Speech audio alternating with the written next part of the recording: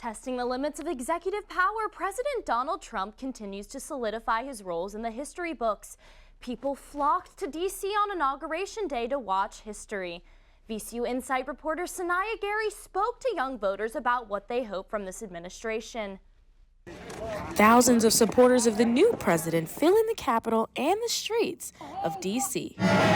But on the other side of the Capitol, protesters express their dislike for the new administration. In both crowds, thousands of young voters reflect on this historic day. I think in this last election, we showed that we're here and we're here to stay. Standing in celebration in front of the U.S. Capitol, Devin Martin, who works as a carpenter in Maryland, and full-time student Justice Armstrong, says the president's pro-life stance motivated them to vote. Martin is excited to witness the inauguration ceremony. I'm excited to see J.D. Vance as our vice. I'm excited to see Trump inaugurated again. Second time in American history, non-consecutive second term. That's an historic moment. But as thousands of people gather in celebration, a few metro stops away, protesters like Tuesday Go, who goes by the pronouns they/them, says they are concerned about President Trump's views.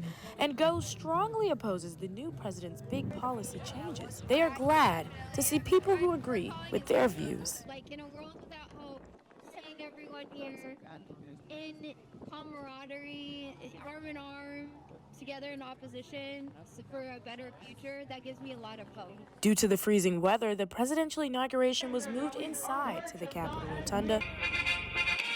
The inauguration parade was moved to the Capital One Arena, a building that holds 20,000 people. And according to Reuters, this is just a fraction of the projected 220,000 ticketed guests who were due to watch the ceremony. Security was high outside as thousands of people stood in line for hours to get in, camping out overnight. You can see trash, chairs, even food, where people were standing for more than 9 hours just waiting for this moment. And once the ceremony is over, voters on both sides say they will be watching and following this new leadership. Reporting for VCU InSight and the newsroom at Washington, D.C., I'm Ciniya Gary.